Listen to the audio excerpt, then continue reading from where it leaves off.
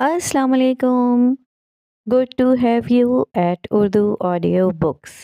हाजिर खिदमत है अबू यहया का नावल आखिरी जंग, एपिसोड 8। अब्दुल्ला टैक्सी में होटल से एयरपोर्ट के लिए रवाना हुआ। दाऊद भी जिद करके उसके साथ रवाना हुआ। वो उसे एयरपोर्ट तक छोड़ने ज़रूर जाएगा। वो एक दिन की मुलाकात ही में अब्दुल्ला से बेहद मानूस हो चुका था। टैक्सी रवाना हुई तो अब्दुल्ला ने कहा, आपने बिला वजह जहमत की। ये ज़हमत नहीं है, मेरे लिए एज़ाज़ की बात है कि कुछ और वक्त आपकी सोहबत में मिल रहा है। वैसे सेशन में तो आपने मेला ही लूट लिया। बहुत उम्दा जवाबात दिए आपने। अब्दुल्ला उसकी बात सुनकर खामोश ही रहा। मगर मेरा ख्याल था कि दहशतगर्दी वाले सवाल के जवाब में आप कुछ और वजाहत करते। आपने उसे दावते दीन से जोड़ दिया, जबकि मेरे ख्याल में इस मसले के बहुत से सियासी पहलू भी हैं। दाऊद की बात पर अब्दुल्ला ने उसे मुस्कुराते हुए देखा और कहा, बज़ाहिर ऐसा ही है, मगर हकीकत बिल्कुल जुदा है। 20वीं सदी में आलम इस्लाम मुकम्मल तौर पर मगरबी ताकतों के तसल्लुत में जा चुका था। ऐसे में अल्लाह ताला ने मुसलमानों की मदद का फैसला किया। तमाम मगरबी ताकतें दो अजीम जंगों में आपस में टकरा गईं। इससे उनकी क़ुव्वत पारा पारा हो गई। वो इस काबिल ही ना रहे कि मुसलमान मुल्कों पर अपना तसल्लुत बाकी रख सकें। चुनाचा कमोबेश तमाम आलम इस्लाम आज़ाद हो गया। इस सियासी आज़ादी के बावजूद मुसलमान माशी तौर पर पीछे थे। अल्लाह ताला ने ये करम किया कि मुसलमानों को इक़्तिसादी तौर पर मजबूत बनाने के लिए उनके मरकज़ में तेल के समंदर निकाल दिए। यूं मुसलमान दुनिया की अमीर तरीन कौम बन गए। मुसलमान फ़ौजी तौर पर बहुत कमज़ोर थे। उनके तहफ़्फ़ुज़ के लिए अल्लाह ताला ने दूसरी जंग अज़ीम के बाद दो सुपर पावर्स यानी रूस और अमेरिका को एक दूसरे के मुकाबिल कर दिया। यूं मुसलमान हर तनाज़े से महफूज रहे और उन्हें निस्फ सदी के लिए वक्फ़े अमन मयस्सर आ गया। मगर मगर कहने के बाद अब्दुल्ला खामोश हो गया। उसके चेहरे पर गहरे तासुफ़ के असरात नुमायां थे। मगर दाऊद ने, जो बहुत तवज्जो से उसकी बात सुन रहा था, मगर कहकर सवालिया अंदाज में उसे देखा। मगर ये कि मुसलमान लीडरशिप उन अजीम मौक़े को न देख सकी। वो अल्लाह ताला की इनायात को नहीं देख सके। उन्होंने अपने माशरों की तामीर नहीं की। ईमान और अखलाक की बुनियाद पर अफरादे मिल्लत की तरबियत को मिशन नहीं बनाया। इस्लाम की दावत के लिए कोई काम नहीं किया। इसके बरक्स उन्होंने सियासी नज़र से हालात का जायज़ा लिया। चुनांचा जिन इलाकों में गैर मुस्लिमों का कब्ज़ा था, उनकी बुनियाद पर नफ़रत की फ़िज़ा पैदा होती चली गई। आखिरकार ईमान और अखलाक में पस्त और गुर्बत और जहालत का शिकार मुस्लिम माशरे सुपर पावर्स की जंग में कूद गए, जिसके नतीजे में नफ़रत की आग और भड़कती चली गई। ये आग दहशतगर्दी में बदल गई। अब तो यूं लगता है कि अल्लाह ताला मुसलमानों के इस रवैये पर सख्त गज़बनाक हो चुके हैं। एक के बाद दूसरे इस्लामी मुल्क में आग लगी हुई है। हालिया बरसों में लाखों मुसलमान मारे जा चुके हैं, करोड़ों बेघर हो चुके हैं। मुझे इस बात का सख्त अंदेशा है कि आने वाले दिनों में एक दफ़ा फिर यरूशलेम की तारीख न दोहराई जाए। यरूशलेम की तारीख? अब्दुल्ला की बात दोहराते हुए दाऊद के लहजे में इस्तेजाब था। हाँ, मुसलमानों और यहूद की तारीख में हैरत अंगेज मुमासलत है। मुसलमानों का उरूज खिलाफत राशिदा में हुआ। यहूद में ये उरूज हज़रत दाऊद और हज़रत सुलेमान के ज़माने में हुआ। फिर यहूद पर अखलाकी ज़वाल आया तो बख्त नसर ने मशरिक़ से उठकर उनकी ईंट से ईंट बजा दी। मुसलमानों के साथ यही काम मशरिक़ से आने वाले तातारियों ने किया। यहूद ने तौबा की तो अल्लाह ने उनको फिर गलबा दे दिया। मुसलमानों ने तौबा और दावत का काम किया तो तातारी मुसलमान हो गए और एक दफ़ा फिर मुसलमान सुपर पावर बन गए। ये तो बिल्कुल यकसा तारीख है। दो कज़न्स की औलादों की एक ही कहानी। दाऊद ने बहुत खूबसूरत तबसरा किया। उसका इशारा हज़रत इब्राहीम अलैहिस्सलाम के बेटों की औलादों की तरफ था, जो आपस में कज़न्स थे। दुरुस्त कहा आपने। इसके बाद की तारीख भी बिल्कुल यकसां है। یہود پر پھر اخلاقی زوال آیا تو ایک چھوٹی سی مغربی طاقت یونان سپر پاور بن کر ان پر مسلط ہو گئی۔ مسلمانوں پر زوال آیا تو ایک چھوٹے سے جزیرے کی مغربی قوم یعنی انگریز برطانیہ عظمیٰ کی شکل میں ان پر مسلط ہو گئی۔ حیرت انگیز! داؤد زیر لب بڑبڑایا۔ یہ یہود کی تباہی کا آغاز تھا، مگر اس تباہی سے قبل ان میں زبردست اصلاحی تحریک اٹھی۔ چنانچہ اللہ نے یونانیوں کو پیچھے دھکیلا اور یہود ایک دفعہ پھر اپنی عظیم ریاست بحال کرنے میں کامیاب ہو گئے۔ برطانیہ کے غلبے کے بعد مسلمانوں میں بھی اصلاحی تحریکیں اٹھیں، جس کے بعد مغربی اقوام کے آپس میں ٹکرانے کی بنا پر سارا عالم اسلام آزاد ہو گیا۔ یہ تو وہی بات ہے جو ابھی آپ نے بیان کی تھی۔ ہاں، اس کا ذکر بھی تفصیل سے میں نے کیا ہے۔ پھر کچھ ہی عرصے میں یہود میں اصلاحی ذہن ختم ہوا اور بدترین اخلاقی زوال شروع ہوا، جس کے نتیجے میں ایک نئی مغربی سپر پاور یعنی روم بالواسطہ طور پر ان پر مسلط ہو گئی اور وہ ان کے ماتحت ہو گئے۔ مسلمانوں میں بھی ٹھیک یہی ہوا ہے۔ اصلاح کے اس وقفے کے بعد مسلمان سو گئے اور حالات سے فائدہ نہیں اٹھایا۔ ان کی اخلاقی پستی ہر گزرتے دن کے ساتھ بڑھتی چلی گئی۔ چنانچہ اس کے بعد وہ بالواسطہ طور پر ایک اور مغربی سپر پاور یعنی امریکہ کے زیر اثر آ چکے ہیں، اور اس کے بعد میرے خیال میں ایئرپورٹ آ گیا ہے۔ داؤد نے ایئرپورٹ کی روشنیوں کی طرف عبداللہ کی توجہ دلاتے ہوئے کہا۔ ایسا لگتا تھا کہ وہ جان بوجھ کر نہیں سننا چاہ رہا ہے کہ اس کے بعد یہودیوں کے ساتھ کیا ہوا۔ اس کا چہرہ دھواں دھواں ہو رہا تھا۔ ہاں، ایئرپورٹ آ گیا ہے، عبداللہ نے بھی ان روشنیوں کو دیکھتے ہوئے کہا۔ اس کے بعد گاڑی کو ایئرپورٹ کے داخلی دروازے تک پہنچنے میں 10 منٹ لگے، مگر عبداللہ بالکل خاموش رہا۔ وہ بھی شاید یہ نہیں بتانا چاہ رہا تھا کہ اس کے بعد یہودیوں اور یروشلم کے ساتھ کیا ہوا تھا۔ ایئرپورٹ پر داؤد عبداللہ سے گلے مل رہا تھا۔ وہ دیر تک اسے گلے لگائے رہا۔ اسی حال میں وہ بولا، آپ سے ملنا میرے لیے اللہ تعالیٰ کی ایک نعمت ہے۔ مجھے لگتا ہے کہ نہ جانے میں کب سے آپ کو جانتا ہوں، مگر افسوس کہ جس مقصد کے لیے میں آپ سے ملا تھا اس پر ابھی تک کوئی بات نہیں ہو سکی۔ میرے پاس آپ کو بتانے کے لیے بہت کچھ ہے۔ مجھے آپ کو بتانا ہے کہ میں کیسے ایمان لایا، کیوں اسلام قبول کیا۔ میں بہت سے رازوں کا امین ہوں۔ یہ امانت مجھے مرنے سے پہلے آپ کے سپرد کرنی ہے۔ میں یہ سب کچھ بتانے کے لیے جلد ہی آپ کے پاس، آپ کے وطن آؤں گا۔ اللہ آپ کا نگہبان ہو۔ ضرور، میں آپ کی آمد کا منتظر رہوں گا، عبداللہ نے اس کی پیٹھ تھپتھپاتے ہوئے جواب دیا۔ پھر عبداللہ اس سے جدا ہوا اور داؤد سے مصافحہ کر کے روانگی کے گیٹ کی طرف چل پڑا۔ داؤد دور کھڑا اسے ہاتھ ہلاتا رہا۔ سارا اپنے گھر لوٹی تو اس کی کیفیت عجیب تھی۔ غصہ، بے بسی، افسردگی اور پریشانی کی ملی جلی کیفیات نے اس کا احاطہ کر رکھا تھا۔ اسے غصہ اپنی ساس پر بھی تھا۔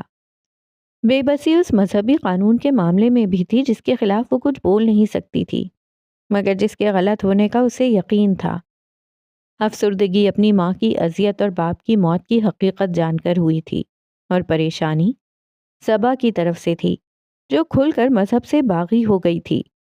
جمیلہ اور سارا نے بہت کوشش کی کہ صبا کو کچھ سمجھایا جائے، مگر وہ کچھ سننے کو تیار نہیں تھی۔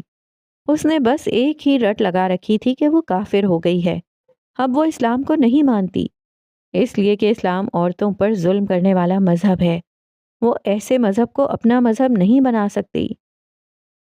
سارا گھر کے اندر داخل ہی ہوئی تھی کہ ساس نظر آ گئیں جو لاؤنج میں بیٹھی ٹی وی دیکھ رہی تھیں۔ اس نے انہیں دیکھ کر سلام کیا تو انہوں نے ٹی وی کی آواز بند کرتے ہوئے کہا، آ گئی تم؟ ذرا گھر کو بھی دیکھ لیا کرو، ہر وقت اپنے میکے بھاگی جاتی ہو۔ ابھی پچھلے ہفتے تو اپنی ماں کے گھر گئی تھیں، اب پھر چلی گئیں۔ سارا ایک لمحے کو خاموش رہی۔ اس سے پہلے وہ اس طرح کے لب و لہجے کو خاموشی سے پی جاتی تھی، مگر اب اس کے انداز مختلف تھے۔ اس نے تلخ لہجے میں کہا، جی میں گھر گئی تھی، اس لیے گئی تھی کہ اپنی ماں سے پوچھ سکوں کہ اس کے ایسے کیا کرتوت تھے جن کا ذکر آپ نے مجھ سے کل کیا تھا۔ تو بتا دیا اس نے کیا گل کھلایا تھا۔ सास ने जहर में बुझा हुआ तंज का तीर चलाया। एक मजलूम औरत पर इस तरह के बेहुदा इल्जाम लगाते हुए आपको शर्म आनी चाहिए। वो भिपरी हुई शेरनी की तरह बोली। उसकी साहस के लिए सारा का ये लबो लहजा बिल्कुल नाकाबिले तसव्वुर था। वो एक लम्हे के लिए सुन हो गई। सारा दहाड़ती हुई आवाज में बोलती रही। आपके जेठ बेरोजगार हो गए थे। उनके छोटे छोटे बच्चों पर फाकों की नौबत आ गई थी। आपने अपने शौहर को उनकी मदद से रोक दिया। आपके सीने में क्या दिल नहीं था? मेरी माँ हालात के सितम का शिकार हुई, एक ऐसे जुर्म की सजा भुगती जिसका इर्तिकाब उसने नहीं किया था। मगर आप उस मासूम औरत पर इल्जाम लगा रही हैं। मेरे बाप ने मेरी माँ की किसी गलती की वजह से नहीं, बल्कि हालात के आगे अपनी बेबसी की वजह से खुदकशी की। मगर इसका इल्जाम भी आप मेरी माँ पर लगा रही हैं। आप कैसी जालिम औरत हैं। वक्ती तौर पर लाउंज में सन्नाटा तारी हो गया, मगर इसके बाद सारा की सास अपनी जगह से उठी। सारा को घूरती हुई उसके पास आई और जोर से उसे एक चांटा मारकर बोली, तेरी ये मजाल कि तू मुझसे इस लहजे और आवाज में बात करे। नीच खानदान की औरत, तुझे तो मैं मजा चखाती हूँ। ये कहकर उन्होंने सारा को दोनों हाथों से मारना शुरू किया। सारा दोनों हाथों से खुद को बचाने की कोशिश करते हुए पीछे हटती रही। समीना दोनों हाथों से उसके जिस्म, सर, हाथों और चेहरे पर थप्पड़ों की बारिश करती रही। साथ साथ चीख चीख कर वो उसे बुरा भला कहे जा रही थी।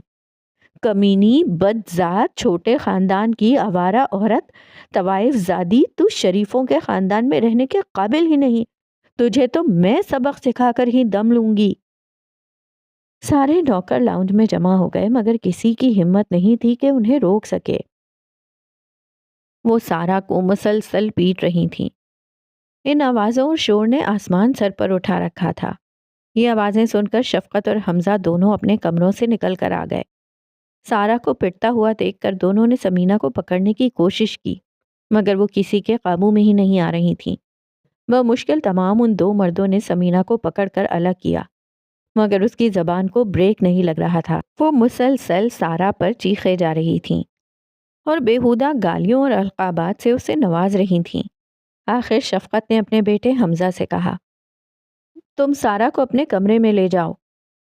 हमजा ने सारा का बाजू थामा। वो दबी दबी आवाज से सिसकियां लेकर रो रही थी। थप्पड़ों की बरसात ने उसका बुरा हशर कर दिया था। वो उसे सहारा देकर कमरे में ले गया। बेटा, जिद छोड़ दो, शाबाश, नमाज का वक्त हो गया है, नमाज पढ़ लो। जमीला बहुत प्यार से सबा को समझा रही थी, मगर सबा टस से मस होने को तैयार ना थी। सारा ने भी उसे बहुत समझाने की कोशिश की थी, मगर वो समझ कर ना दी। सारा तो अपने ससुराल लौट चुकी थी। उसके जाने के बाद जमीला काफी देर से उसको समझा रही थी, मगर बेसूद। उसने दोपहर का खाना भी नहीं खाया था और शाम का वक्त हो गया था और असर का वक्त निकल रहा था। मैंने कहा ना, मुझे नहीं पढ़नी है कोई नमाज। मेरा कोई खुदा नहीं है, मेरा कोई मजहब नहीं है। सबा के लहजे में सख्त गुस्सा था। बेटा, ऐसा नहीं कहते, ये कलमे कुफ्र है। हाँ तो हूं मैं काफिर, कोई क्या बिगाड़ लेगा मेरा। सबा ने बागियाना अंदाज में कहा। बेटा, जब मुझे अल्लाह से कोई शिकायत नहीं तो तुम क्यों बागी होती हो। जमीला ने एक दूसरे पहलू से अपनी चहीती बेटे को समझाना चाहा। मगर मुझे है शिकायत। मुझे ऐसा खुदा नहीं चाहिए जो गलत काम करने को कहता हो, जो कमज़ोरों और परेशान हाल लोगों की इज्जत नफ्स को मजरू करके उन्हें तमाशा बना दे। बेटा, बुरी बात है, अभी दोनों भाई घर आ जाएंगे, वो क्या सोचेंगे, वो क्या कहेंगे। खासकर साथ को पता चल गया तो वो तो बहुत नाराज होगा। नाराज होकर भाई क्या करेगा? ज्यादा से ज्यादा मारेगा ना। मार ले जितना मारना है। इन मजहबी लोगों के पास होता ही क्या है मारने और धमकाने के सिवा। सबा ये बोल रही थी। जमीला को अंदाजा हो गया कि वो क्या कह रही है। उसके भाई साद ने कुछ अरसा कबल ही उसे जहन्नम की आग की वईदें सुनाकर बुर्का पहनने पर मजबूर किया था। बेटा, ऐसा हरगिज ना कहो। मजहबी लोग तो वो बात कहते हैं जो अल्लाह का हुक्म होता है। اور تمہیں پتا ہے کہ جو اللہ کے حکم کی نافرمانی کرتا ہے وہ جہنم کی آگ میں پھینکا جائے گا۔ پھینکنا ہے تو پھینک دیں، میں اب کسی خدا سے نہیں ڈرتی۔ ویسے خدا میرا بگاڑ بھی کیا سکتا ہے؟ زیادہ سے زیادہ جہنم کی آگ میں پھینک سکتا ہے، ہمیں دینے کے لیے اس کے پاس اس کے سوا اور ہے ہی کیا؟ یہ کہہ کر صبا پھوٹ پھوٹ کر رونے لگی۔ اپنی ماں کی بپتا سننے کے بعد آنسوؤں کے جس سیلاب کے سامنے اس نے غصے کا بند باندھ رکھا تھا وہ آخر کار بہہ نکلا۔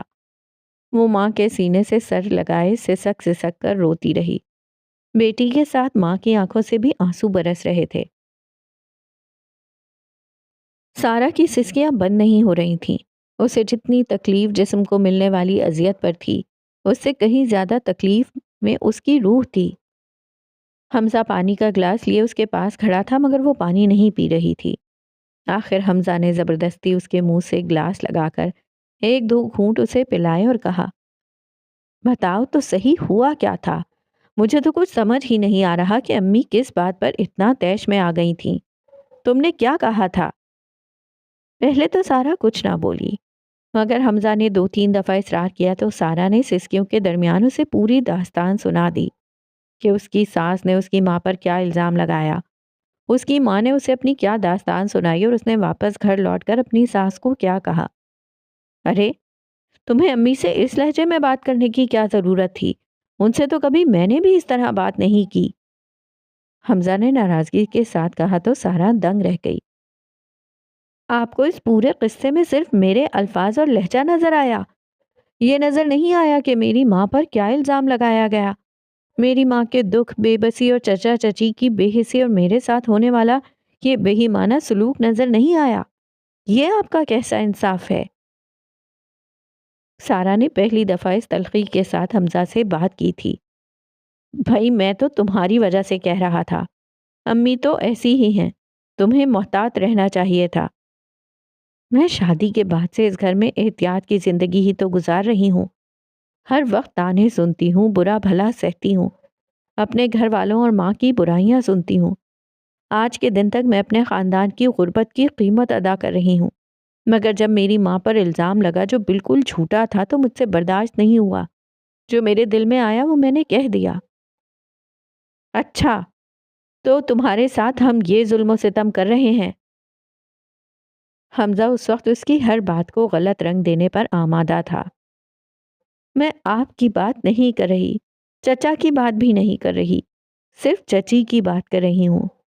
حیرت ہے جو کچھ انہوں نے کہا، انہوں نے کیا، جو میرا حشر کیا اس پر آپ ایک لفظ بولنے کے لیے تیار نہیں اور مجھ پر ہی طنز کر رہے ہیں۔ ہاں طنز نہ کروں تو کیا کروں؟ تم مجھ سے بحث کیے جا رہی ہو۔ میرے خیال میں تمہیں کچھ دنوں کے لیے اپنی امی کے ہاں چلے جانا چاہیے۔ حمزہ نے غصے کے ساتھ کہا تو سارا نے اسی لب و لہجے میں جواب دیا، ٹھیک ہے، آپ مجھے میری امی کے ہاں چھوڑ دیں۔ صبح ہوتے ہی سارا کو حمزہ اس کے میکے چھوڑ گیا۔ وہ گھر پہنچی تو اسے دیکھ کر جمیلہ ہکا بکا رہ گئی۔ سارا نے جب اسے اپنی رودات سنائی تو اس نے سر پیٹ لیا۔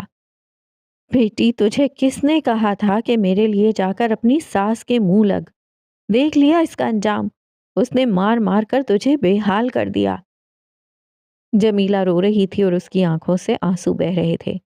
پھر وہ بولی، میں اب سمینہ، حمزہ اور شفقت بھائی سے خود بات کروں گی، میری بچی کوئی لاوارث تھوڑا ہی ہے۔ سارا نے روتے ہوئے اسے جواب دیا، امی کوئی فائدہ نہیں، سمینہ چچی تو موقع کی تلاش میں ہیں، جیسے ہی آپ بات کریں گی وہ بات کا بتنگڑ بنا کر حمزہ کو بالکل بھڑکا دیں گی، اور پھر آپ حمزہ کا غصہ بھی جانتی ہیں، ابھی بھی وہ مجھ کو ہی دوشی قرار دے رہے ہیں۔ اس ظلم کے باوجود اپنی ماں کو ایک لفظ نہیں کہا۔ آپ کن لوگوں سے انصاف کی توقع لگائے بیٹھی ہیں؟ اتنے میں صبا کمرے میں آ گئی۔ سارا اس کے آنے پر خاموش ہو گئی۔ وہ ان دونوں کے درمیان ہونے والی گفتگو سے بے خبر تھی، مگر روتی ہوئی ماں اور بہن کے منہ پر پڑے ہوئے نیل دیکھ کر اسے اندازہ ہو گیا کہ اس بے وقت اور بلا اطلاع بہن کے گھر آنے میں کوئی خیر نہیں ہے۔ اس نے چھوٹتے ہی پوچھا، باجی سب ٹھیک تو ہے؟ صبا کچھ بھی ٹھیک نہیں ہے۔ یہ کہتے ہوئے سارا نے اسے گلے سے لگایا اور پھوٹ پھوٹ کر روتے ہوئے اپنے ساتھ پیش آنے والے سارے واقعات سنانے لگی۔ صبا خاموشی سے سب کچھ سنتی رہی۔ آخر میں سارا بولی، صبا، ہم غریبوں کا کوئی بھی نہیں، پتہ نہیں اللہ میاں بھی ہماری کیوں نہیں سنتے۔ صبا غصے کے ساتھ بولی، اللہ کا نام مت لو، وہ کمزوروں کا ساتھ کبھی نہیں دیتا، ہمیں جو کرنا ہوگا ہم خود کریں گے۔ اس کی بات پر جمیلہ کو سخت غصہ آ گیا۔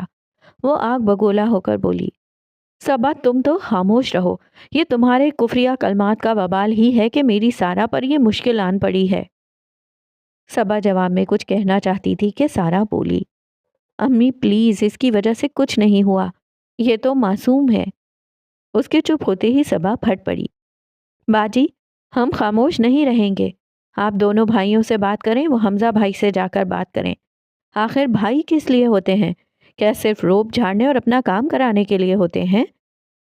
اس کی بات سن کر جمیلہ فوراً بولی، خبردار جو بھائیوں کو اس میں کچھ بھی پتا چلا، ابھی کچھ نہیں ہوا، اگر دونوں بھائی حمزہ کے پاس چلے گئے تو نہ جانے کیا ہو جائے، اس لیے تم دونوں کان کھول کر سن لو کہ بھائیوں کو ایک لفظ پتہ نہیں چلنا چاہیے۔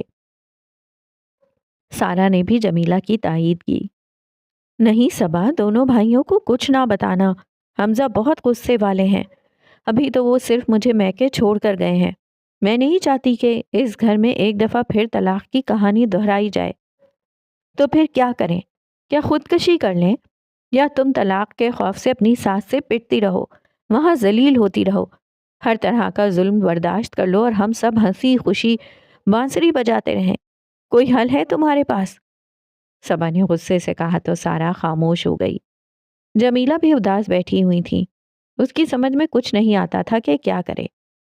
سارا کچھ دیر خاموش رہی، پھر بولی، نائمہ باجی، میں نائمہ باجی کے پاس جاؤں گی، ہم سب ان کے پاس جائیں گے، اب تک تو عبداللہ صاحب بھی باہر سے لوٹ کر آ چکے ہوں گے، وہی کوئی راستہ نکالیں گے۔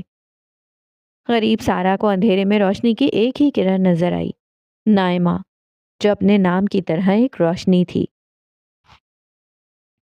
عبداللہ کے فون کی گھنٹی بجی، اس نے سلام کرتے ہوئے فون اٹھایا تو دوسری طرف سے ایک انگریزی لہجے کی ایک مانوس آواز میں کہا گیا، السلام علیکم عبداللہ صاحب، میں وعدے کے مطابق آپ کے ملک آ چکا ہوں۔ آپ داؤد بات کر رہے ہیں؟ عبداللہ نے آواز پہچانتے ہوئے کہا۔ اس کے لہجے میں مسرت کا عنصر شامل تھا۔ جی الحمدللہ، آپ مجھے پہچان گئے۔ بھائی پہچاننا کیوں نہیں تھا، پچھلے ہفتے ہی آپ نے فون پر کنفرم کیا تھا کہ آپ جلد ہی آنے والے ہیں، مگر یہ بتائیے کہ آپ کہاں پر ہیں، میں آپ کو لینے آ جاتا ہوں۔ میں ایک ہوٹل میں ہوں، مگر آپ زحمت نہ کریں، میں خود آ جاؤں گا۔ نہیں، یہ زحمت نہیں ہے، آپ مجھے ہوٹل کا نام بتائیے۔ 2 گھنٹے بعد داؤد عبداللہ کے گھر میں موجود تھا۔ اس کے چہرے سے خوشی دمک رہی تھی، ساتھ ہی ایسا لگتا تھا کہ اسے کسی چیز کی جلدی تھی۔ کھانے کے دوران ہی میں اس نے عبداللہ سے کہا، مجھے آپ کا کچھ وقت چاہیے، بلکہ کافی وقت چاہیے، مجھے آپ کو کچھ دکھانا ہے، کچھ بتانا ہے۔ ضرور، کیوں نہیں، آپ اپنے وطن سے مجھ سے ملنے کے لیے ہی آئے ہیں، میرا وقت آپ کے لیے ہے، آپ مطمئن رہیں۔ لیکن وہ کیا چیز ہے جو آپ مجھے بتانا چاہتے ہیں؟ یہ ایک طویل کہانی ہے، لیکن میں یہ طویل کہانی ہی آپ کو سنانے کے لیے حاضر ہوا ہوں۔ آپ کو یاد ہوگا کہ میں نے اپنے پیشے کے بارے میں آپ کو بتایا تھا کہ میں ایک ماہر آثار قدیمہ ہوں۔ جی مجھے یاد ہے، عبداللہ نے ذہن پر زور ڈالتے ہوئے کہا۔ میں کوئی مذہبی شخص کبھی نہیں رہا، میرا اصل عشق اور اصل شوق میرا پیشہ ہی تھا۔ بچپن ہی سے مجھے تاریخ اور تاریخی آثار میں گہری دلچسپی تھی، اسی کو میں نے اپنی تعلیم بنایا، پھر یہی میرا پیشہ بن گیا۔ تاہم ایک یہودی ہونے کے ناطے میری دلچسپی اس بات سے تھی کہ میں فلسطین کے علاقے میں تاریخی آثار، نوادرات اور پوشیدہ دفینوں کو تلاش کروں، ان پر تحقیق کروں۔ یہ مذہب سے زیادہ قومی دلچسپی کی چیز تھی۔ آپ سمجھ رہے ہیں نا میری بات؟ جی جی، میں سمجھ سکتا ہوں۔ آبائی مذہب اور قوم و ملت ہمارے بنیادی تعصبات میں شامل ہوتے ہیں، ہم چاہیں نہ چاہیں، ان کی محبت اور ان سے گہرا تعلق ہمارے خمیر میں ہوتا ہے۔ عبداللہ نے گردن ہلاتے ہوئے اس کی بات کی تائید میں کہا، چنانچہ ہمیشہ میری ترجیح یہی رہی تھی کہ میں فلسطین کے علاقے، اس کی تاریخ اور وہاں کے آثار قدیمہ پر کام کروں۔ تقریباً 4 برس قبل اسرائیل کے آثار قدیمہ سے متعلق محکمے نے مجھ سے رابطہ کیا اور مجھے ایک ٹیم میں شامل کرنے کی خواہش ظاہر کی۔ یہ ٹیم اسرائیل کے بعض علاقوں میں قدیم نوادرات کی تلاش پر معمور تھی۔ میں چونکہ ایک یہودی تھا، عبرانی، آرامی اور دیگر قدیم زمانے اپنی پیشہ ورانہ ضروریات کی بنا پر اچھی طرح جانتا ہوں، اپنے کام کا ماہر ہوں، اس لیے اس ٹیم میں میرا انتخاب کیا گیا، بلکہ اس ٹیم کے سارے لوگ ہی یہودی تھے۔ اس ٹیم کے ذمے کوئی خاص کام تھا؟ جی ہاں، دراصل قدیم اسرائیل میں ایک تاریخی شہر شلو کے قریب ایک بستی کے آثار دریافت ہوئے تھے۔ چنانچہ ٹیم کے ذمے یہ کام تھا کہ وہاں کھدائی کرے اور اس میں موجود آثار و نوادرات کی دریافت کا کام کرے۔ چنانچہ میں اس ٹیم کا حصہ بن گیا۔ تقریباً 1 برس تک ہم وہاں اپنا کام کرتے رہے۔ وہاں کئی اہم اور قدیم چیزوں کو ہم نے دریافت کیا، جس کی تاریخی طور پر بڑی اہمیت تھی۔ مگر وہاں دریافت ہونے والی بعض چیزیں ایسی تھیں جو مذہبی اعتبار سے بڑی اہمیت کی حامل تھیں۔ وہ کیا چیزیں تھیں؟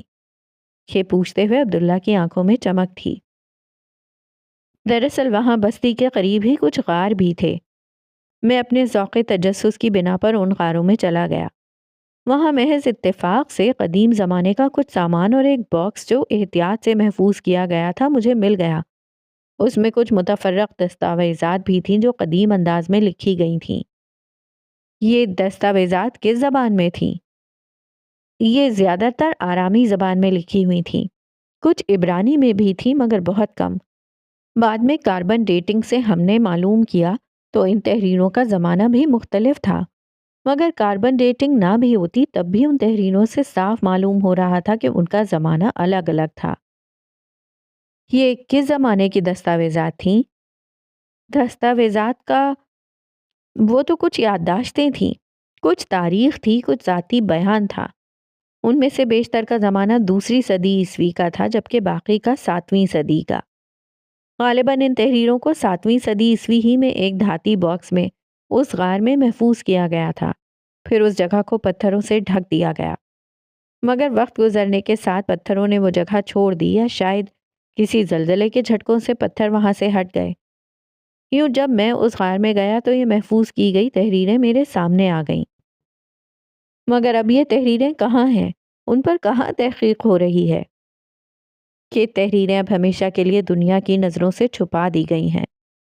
دنیا کے سامنے اس بستی کے کچھ آثار تو پیش کیے گئے مگر ان تحریروں کا ذکر نہیں کیا گیا۔ ٹیم کے سارے اراکین جو خود بھی یہودی تھے، معاملے کی نزاکت کو سمجھتے تھے، اس مسئلے پر ہمیشہ کے لیے کچھ نہ بولنے کا عہد کر چکے ہیں۔ مگر آپ تو بول رہے ہیں؟ عبداللہ نے مسکراتے ہوئے کہا، ہاں، مگر میں بول رہا ہوں۔ داؤد کے لہجے میں گہری سنجیدگی تھی۔ اس لیے کہ میں یہودی نہیں رہا، میں مسلمان ہو گیا۔ میں وہ تحریریں پڑھنے کے بعد مسلمان ہو گیا تھا۔ عبداللہ اور داؤد کھانے کے بعد عبداللہ کے اسٹڈی روم میں بیٹھے ہوئے تھے۔ کمرے میں خاموشی تھی۔ داؤد کے چہرے پر گہری سنجیدگی تھی، جبکہ عبداللہ کا تجسس اس کے تکلم کا منتظر تھا، مگر اس نے مزید کچھ نہیں پوچھا۔ داؤد بھی ایک گہری سوچ میں ڈوبا ہوا تھا۔ پھر کچھ دیر بعد وہ خود ہی بولنے لگا۔ میں یہ بات مسلمان ہو جانے کے باوجود بھی شاید کبھی کسی کو نہیں بتاتا۔ میں آپ سے اس بارے میں بات کرنے کے لیے ملا بھی نہیں تھا۔ میں تو صرف یہ پوچھنے کے لیے ملا تھا کہ مسلمان اسلام کا پیغام دنیا کو کیوں نہیں پہنچاتے؟ کیوں مسلمان یہودیوں کی طرح ایک نسل پرست گروہ بن گئے ہیں، جنہیں اپنے قومی معاملات اور علاقائی جھگڑوں کے سوا کسی اور چیز میں دلچسپی نہیں؟ مگر آپ نے غرناطہ میں تو مجھ سے یہ نہیں پوچھا تھا۔ دراصل وہاں ایک کے بعد ایک ایسے حالات پیش آئے کہ موقع ہی نہیں ملا۔ پھر آخری وقت میں آپ نے یہودیوں اور مسلمانوں کے حوالے سے اللہ تعالیٰ کا جو قانون بیان کیا اور جو دیگر باتیں اس وقت کیں، اس کی بنا پر مجھے یہ محسوس ہوا کہ جو کچھ میری دریافت تھی وہ میں ضرور آپ تک پہنچاؤں، کیونکہ ان باتوں کا میری دریافت سے گہرا تعلق ہے۔ مگر پہلے آپ میرے اس سوال کا جواب دیجئے کہ مسلمان یہودیوں کی طرح ایک گروہ کیوں بن گئے ہیں؟ جس طرح یہودیوں کے لیے سب سے زیادہ اہم چیز فلسطین کا جھگڑا ہے، مسلمانوں کے لیے یہی چیز سب سے زیادہ اہم ہے۔ جس طرح یہود ایک دعوتی گروہ کے بجائے ایک نسل پرست قوم بن چکے ہیں، مسلمان بھی ایک نسلی اور قومی گروپ بن چکے ہیں۔ جس طرح یہودی انتہا پسندوں اور قوم پرستوں اور دیگر فرقوں میں تقسیم ہے، مسلمان بھی ایسے کیوں ہیں؟ تم ٹھیک کہتے ہو داؤد۔ یہی نہیں بلکہ مسلمان اس وقت بدترین اخلاقی پستی کا بھی شکار ہیں۔ ہمارا خیال یہ ہے کہ ہم دنیا بھر میں اسلام کا جھنڈا بلند کرنے کی خواہش رکھتے ہیں، مگر اپنی ذات کی اصلاح کی کوئی سچی خواہش ہم میں نہیں۔ ہم دنیا بھر میں مسلمانوں پر ظلم کے خلاف ہیں، لیکن ہمارے ہاں ہر ظلم ہے، ہر تعصب ہے، قتل و غارت گری ہے، مگر ہمیں اس کی فکر نہیں۔ ہمیں بازاروں میں نہ غذا خالص ملتی ہے، نہ دوا کے بارے میں یہ گارنٹی ہے کہ یہ ملاوٹ سے پاک ہے۔ کرپشن ہمارے معمولات میں شامل ہے، قانون کی خلاف ورزی ہمارا عام چلن ہے۔ ایسے اعلیٰ دین کے پیروکار اتنے پست کیسے ہو سکتے ہیں؟ اس کی وجہ شیطان ہے۔ عبداللہ نے ایک ٹھنڈی سانس لیتے ہوئے کہا، شیطان دنیا کے ہر انسان سے حالت جنگ میں ہے، مگر پہلے یہودیوں اور اب مسلمانوں سے اسے خصوصی دشمنی ہے۔ اس کی وجہ یہ ہے کہ ابتدا میں یہودی امت مسلمہ کے طور پر اللہ تعالیٰ کی ہدایت دنیا تک پہنچانے کے مشن پر مامور تھے۔ اس وقت شیطان کے لیے یہ ضروری ہو گیا تھا کہ اللہ کے صالح کار کو گمراہ کر دیا جائے، انہیں ہر طرح کی اخلاقی پستی میں مبتلا کر دیا جائے، ان کے ایمان کا رخ اللہ کے بجائے قوم پرستی اور اپنے تعصبات کی طرف موڑ دیا جائے۔ چنانچہ شیطانی قوتوں نے پورا زور لگا کر پہلے یہود کو گمراہ کر دیا۔ اس کے بعد یہی حیثیت مسلمانوں کو حاصل ہو گئی۔ صدیوں کی کوشش کے بعد شیاطین نے مسلمانوں کے ساتھ بھی وہ کر دکھایا جو یہود کے ساتھ کیا تھا۔ یعنی آپ یہود اور مسلمانوں کو بری ذمہ قرار دے رہے ہیں؟ داؤد شاید عبداللہ کی توجیہ کو قبول کرنے کے لیے تیار نہیں تھا۔ شیطان کے بہکاوے میں آنے والا کوئی شخص بری ذمہ نہیں ہوتا، اس لیے کہ شیطان صرف برائی کو اچھا بنا کر دکھاتا ہے، وہ وسوسہ ڈالتا ہے، کسی کو ہاتھ پکڑ کر گمراہی کی طرف نہیں لے جاتا۔ قیامت کے دن ایسے لوگوں کو جب پکڑا جائے گا اور وہ واویلا کریں گے تو شیطان صاف کہہ دے گا، مجھے ملامت نہ کرو، خود کو ملامت کرو، میں نے تو صرف دعوت دی تھی، تم نے خود میری بات مان لی۔ کیا یہ بات قرآن کریم میں کہی گئی ہے؟ جی ہاں، قرآن کریم میں اللہ تعالیٰ ہی نے یہ بتایا ہے، مگر انسان اپنی کمزوریوں کی بنا پر اس کے فریب میں آ جاتے ہیں۔ یہی پہلے یہود اور اب مسلمانوں کے ساتھ ہو رہا ہے۔ فرقہ واریت اور تعصبات کے پیچھے انسانی کمزوریاں کار فرما ہیں، مگر روز قیامت یہ کمزوریاں کوئی عذر نہیں بن سکیں گی۔ ہر شخص کو بتانا ہوگا کہ اس نے سچائی کو چھوڑ کر اپنے تعصبات کو کیوں اختیار کیے رکھا، کیوں ہدایت کے بجائے خواہشات کا راستہ اختیار کیا، کیوں حلال کو چھوڑ کر حرام میں پڑے۔ عبداللہ ایک لمحے کے لیے خاموش ہوا اور آہ بھر کر بولا، مسلمانوں میں سے جو شخص جہاں پیدا ہو جاتا ہے، وہ شخص جس عالم میں پہلی دفعہ متاثر ہو جاتا ہے، وہ کبھی کسی دوسرے کی بات سننے اور سمجھنے کی زحمت ہی گوارا نہیں کرتا۔ ایسے لوگ تعصبات کے اسیر ہوتے ہیں اور انہی کو پھیلاتے رہتے ہیں۔ حقیقت یہ ہے کہ کوئی متعصب فرقہ پرست اور قوم پرست گروہ دین کی دعوت نہیں دے سکتا۔ یہی اس وقت مسلمانوں کے ساتھ ہو رہا ہے اور یہی کچھ پہلے یہود کے ساتھ ہوا تھا۔ وہ راہ ہدایت کی طرف بلانے والوں کے دشمن ہو گئے تھے، یہاں تک کہ اللہ نے اپنا فیصلہ سنا دیا۔ آپ نے درست کہا، اللہ کا یہ فیصلہ گویا میں نے اپنی آنکھوں سے خود ہوتے ہوئے دیکھا ہے، اپنے کانوں سے اسے گویا خود سنا ہے، اسی لیے میں آپ سے ملنا چاہتا تھا۔ داؤد نے ایک گہرے تاثر کے ساتھ کہا۔ اسی اثنا میں اسٹڈی کے دروازے پر دستک ہوئی۔